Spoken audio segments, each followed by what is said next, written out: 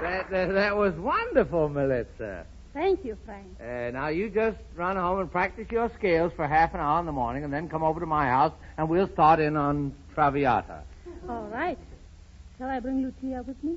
Oh, no, I think it'll be nicer if you just come alone. Oh, you mean the opera? No, well, that won't be necessary. Very well.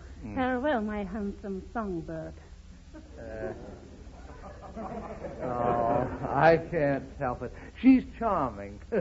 Well, I think I'll be running Wait a along. minute, Birdseed. Are we to understand that you're telling Miliza Korjus how to sing? Well, it's none of your business, my dear fellow, but why shouldn't she have the benefit of my 20 years in the opera? Opera now. Frank, I don't believe you can sing a note. Sing a note? I was the only singer in history that could sing every note in the vocal range. Do you know any male singers that can hit high E above middle C? No. Well, Wait a minute. Largamento did it. Oh, he did.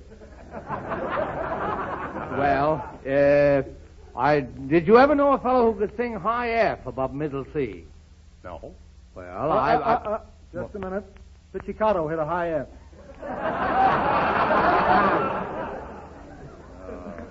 Brought pizzicato into it. Well, Meredith, what's the highest note ever hit by a male voice? At the Copenhagen Exposition in 1916, Portamento reached an F sharp. That's it, just as I thought. I do hold the record. What record? In 1922, I hit a high H and held it. I'll never forget the applause of the crowd. Wait a minute, you daffy crackpot. What? The diatonic scale only goes to G. The diatonic scale. Oh, yes. Well, I studied under famous Lucatelli, and he told me I could go to H.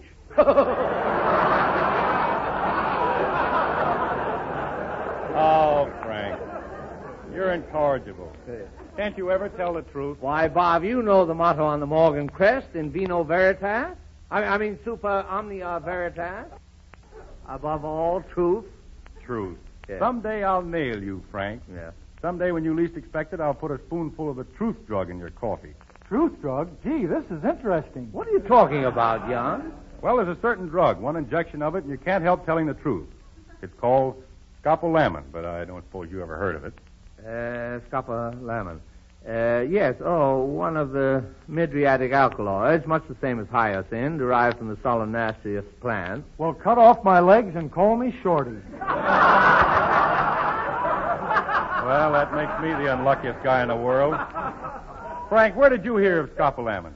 My boy, would you ask Alexander Graham Bell where he ever heard of the telephone? Frank, don't tell me you invented the truth drug. Not exactly, but I was on the verge of discovering it when it was announced by other investigators. Ah, those happy days in my laboratory. Sitting on the floor with my fluoroscope, tinkering with my test tubes, and meddling with the molecules. Gee, this is interesting. You know, Frank, when I was in high school, I studied chemistry, and I was president of the Chem Club. Oh, you were? You would? Yes, at that time it was my ambition to become a soda jerker. Well, don't give up, Meredith, just because you seem to be sidetracked. It took me years to achieve... No, just a minute. You're standing here with a handful of test tubes. Yes? Only 5 minutes ago, you were a singer. Bob, the president has his stamp collection. Einstein has his violin. Surely a chemist can have a hobby, too. Chemist? H2O Morgan, sir. The last of a long line of experimenters. And you were the last experiment. Exactly. Yeah. Is there a hidden meaning in that remark? Now, leave him alone, Bob. I want to hear about your laboratory work, Frank. Yes, well, when I was in college, my principal interest was in segregating the gases of the atmosphere. For 2 long years, I thought gas, I slept gas, I ate gas. I was full of my subject.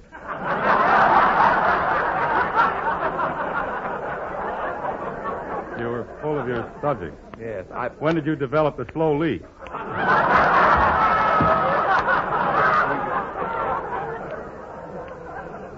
I'm not going to waste any more time talking to an illiterate like you. I'll take my... Oh, don't go, Frank. Don't go. I want to hear it.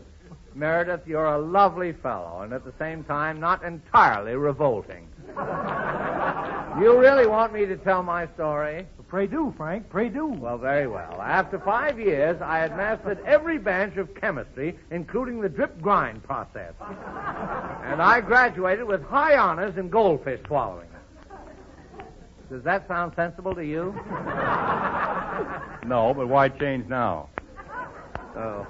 Well, Meredith, after I graduated, I was awarded a traveling fellowship by one of the great philanthropic societies. Did you ever hear of Anthony P. Girdle Foundation? The Anthony P. Girdle Foundation. Of course it's... Good.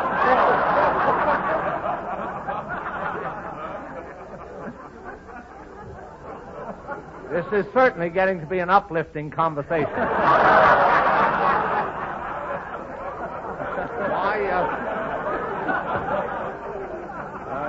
My first assignment for the foundation was to seek a mysterious rare drug in the wilds of South America. Chili? No, I went in the summer. After 5 years in the laboratory, naturally, I wanted a change of atmosphere, so I shipped on a cattle boat, the SS Aroma.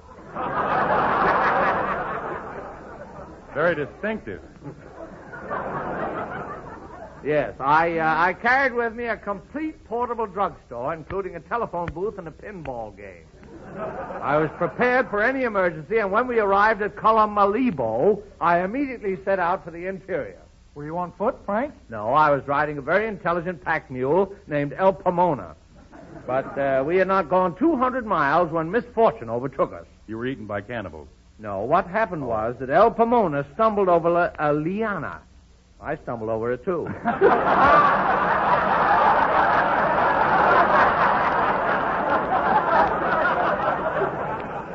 Rolled down a mountain with the drugstore on his back and fractured his clavicle. I was horrified, as I'd become very attached to El Pomona, and I determined to try an emergency operation to save him. Good thing you had the drugstore with you. Yes, imagine the drama of the situation. There under the baking tropical sun, just a man and his mule. I sterilized a couple of scalpels, gave El Pomona the ether, and set to work.